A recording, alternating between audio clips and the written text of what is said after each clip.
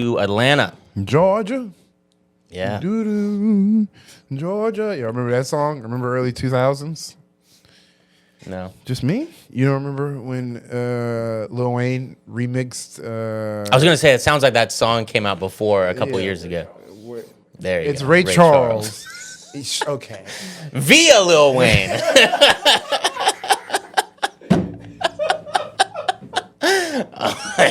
I'm pretty sure whatever song that is not from a couple years ago.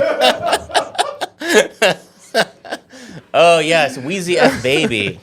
That was the most millennial shit. We all know. It's literally Ray Charles singing the part. Yeah. The Lil Wayne Lil Wayne song. didn't contribute that part of the song. Lil Wayne's like, I got Ray Charles in the studio. Ray Charles is smoking a blunt. Okay. But we're going We're in Atlanta. we're in Atlanta, Georgia. And sorry. Reading from Via 11 Alive. Sorry, I got to get my paperwork right. Officer must pay $21 million in case of Atlanta man who is paralyzed and fall after being tased. An Atlanta officer must pay $21 million in the case of an Atlanta man who was paralyzed in a fall after being tased in 2018. A federal appeals court ruled this week. So this is crazy. We don't really usually hear stories like this. Yeah. The cop Accountability? has to pay $21 million. We never get. It's like you know what they're doing. It's like they're putting all the accountability every cop is supposed to get onto this one guy. Yeah. He's like he's their Jesus. Yeah. He's like, I'll die for the cops. And no, the 11th Circuit Court of Appeals issued an opinion this week upholding a district court ruling on the judgment against Officer Jay Grubbs. The case involves the officer in the state of Jerry Blasingame. Sorry if I'm messing up this man's name. Jerry Blasingame, who sued the officer in city following the incident. He passed away in 2023. The incident unfolded when officers saw Blasingame, whom the court described as a 65-year-old homeless man at the time, allegedly panhandling and went to confront him. Blasingame ran, and in the course of a foot chase, Officer Grubbs drew and deployed his taser in dart mode, hitting Mr. Blasingame in the back, which resulted in the man falling down a steep embankment where he hit his head on the concrete platform of a utility box. Damn. Blasingame was paralyzed with serious injuries, the court noting his skull was crushed and he was rendered a quadriplegic. He sued in 2019, alleging among other violations of Fourth Amendment infringement. A jury found in Blasingame's favor and awarded him $100 million to $60 million from the city of Atlanta and $40 million from Grubbs. So wait, let's pause real quick. Sorry. I do want to cover the incident for a second first before we go into the aftermath of it. So this is some classic ACAB type of shit, right? Of why certain people take a stance against the cops, period. Because what was the alleged crime of this individual who's not dead? Panhandling. Which is panhandling. Effectively just existing on planet Earth. Yes. It is criminalizing the poor. It is illegal in this part of Florida to ask for money because you are homeless and hungry. This story, panhandling when we get to the end is of the it, crime. Yeah. And so this is why people say shit like ACAB, because once you criminalize the poor, it is the police's duty to enforce those laws. So you see a man at his most desperate, a man who needs help, and you're like, that's a criminal, I'm gonna take him to jail. So he starts approaching this homeless, desperate man. The man starts running away. So these are the two things that this person is quote unquote guilty of: being poor and then not complying, running away from a cop. So then what does he do? He pulls out his taser to a man who's running away after the crime of asking for money. And this is important. With no warning, fires the taser. So doesn't give him a chance to be like, hey, I'm going to tase you because I'm a psycho. So I'll give you a chance to stop before I do that. No. He tases him right when he starts running without warning. Again, at the top of a steep, he's like we don't have body camera of footage of this incident, but they're describing like he's on the side of a highway, so there's like an elevated thing. He's on the top of like a very steep embankment. That's where he tases him. So he flies down and then hits his head, becomes quadriplegic after that, paralyzed from the neck down, and eventually dies. So this was the horrific crime that this cop perpetrated on just a man for being poor. Jesus Christ. I'll keep going. The district court later nullified the city's portion on immunity grounds and reduced a portion of Grubbs' liability from $20 million to $1 million. The jury had found $20 million against him in compensatory damages and $20 million in punitive damages. The punitive damages were reduced to $1 million.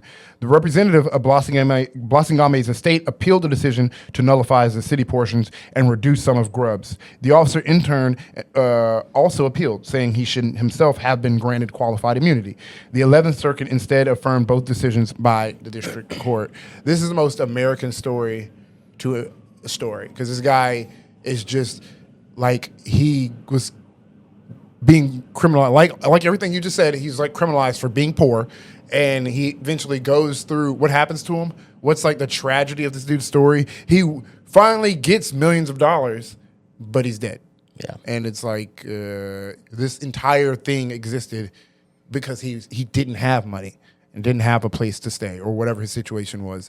So it's just like dark capitalistic. Yeah. This fucking evil. Like, this is just a window into how dark it gets. Yeah.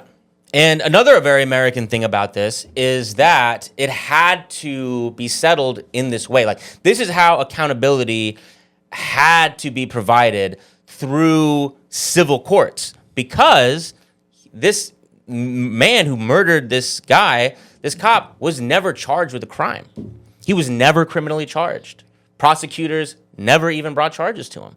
So he was pretty much going to get off scot-free based on our criminal justice system. But it wasn't until the civil lawsuit came in, and then a jury was able to finally look at this case, and they were like, oh, fuck yeah, this guy is a murderer.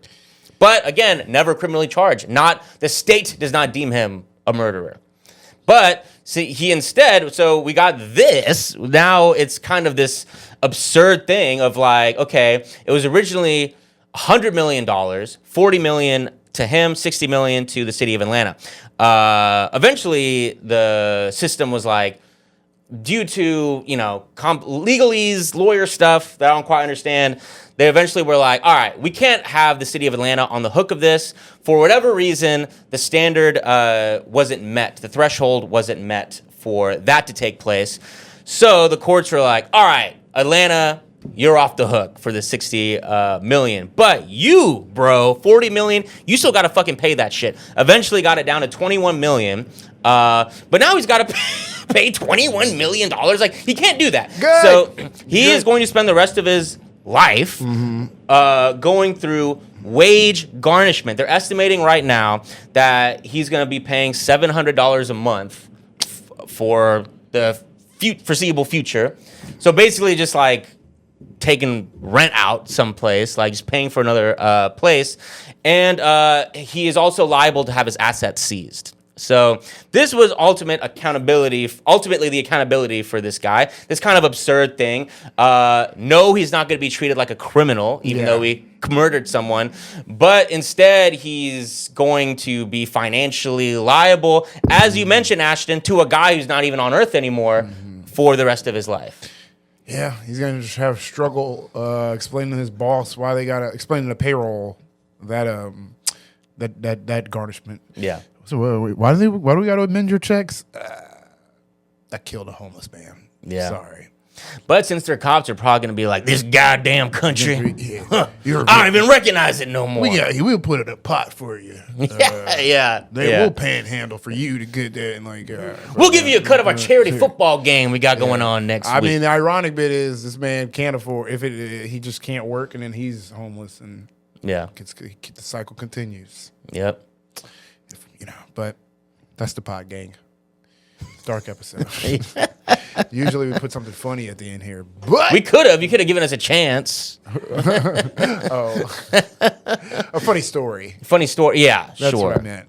I mean, look, it's the root of this story is very dark and tragic, but That ultimately, outcome, first it's- time there's accountability. You're it's right. somewhat funny that he's just gonna have to get $700 rattled with- of his wages garnished every month because he's a Yeah. fucking psychopath. It's absurd. I mean, It's like my prisons are complex. It's like, well, what do we do with niggas like this? I'm glad in a capitalistic system. This is like how you punish. This is how he genuinely would probably. He actually feel something, or will actually be reminded of his actions because he's not going to go to jail. Yeah. It's like I always make this joke, but it's like federal prosecutors all of a sudden become like Angela Davis prison abolitionists when cops are the ones that might suffer a consequence. System is rigged. Might have to go through this horrific system we have set up. The evidence has been tampered with because I've tampered with evidence before, so I know that This man is a human being. Should we really cage him like an animal? This is the federal prosecutor. Have y'all ever thought about what we're doing is inhumane and actually causing more problems to society than fixing them? Get a new job then, bro. I'm here with Jay-Z, and we're trying to get Jay-Z, me, Meek Mill. We want to get this cop out of. Yes. We've teamed together Jay-Z, Lil Wayne, and Ray Charles to raise money with this new song in hopes of alleviating some of the financial burden on this poor victim. There we go. Now we can end. See, folks, we'll deliver for y'all. Listen, Ray Charles, I'm sorry you got your song jacked. Blame that shit on fucking. Get back on Lil Wayne. Get some get back. Do a Millie. Blame that shit on hip hop culture, like Bill Cosby Why would. don't you come back from the dead? Do a fucking hop on a Millie. Take his song. Yeah. You know, I would listen to it. I would listen to Ray Charles. What would it sound like? Look, this isn't a music improv podcast, all right?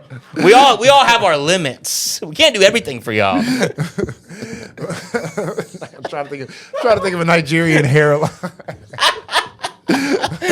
But I got nothing, guys. Yeah, you're right. No fucking musical improv. Sorry, It's hard, dude. Not It's a hard. fucking theater kid, guys. Now we're mad. Yeah, grew up in a Fuck play- y'all. yeah. Fuck y'all. grew Y'all, up you in a probably aren't even black signed up for our neighborhood. Patreon. You want us to sing for you? Fuck you think I am? Lin-Manuel Miranda, nigga? Don't know, just fucking hip hop. You want a slave owner sing? That's what you want to hear? You want to hear a singing slave owner, don't you?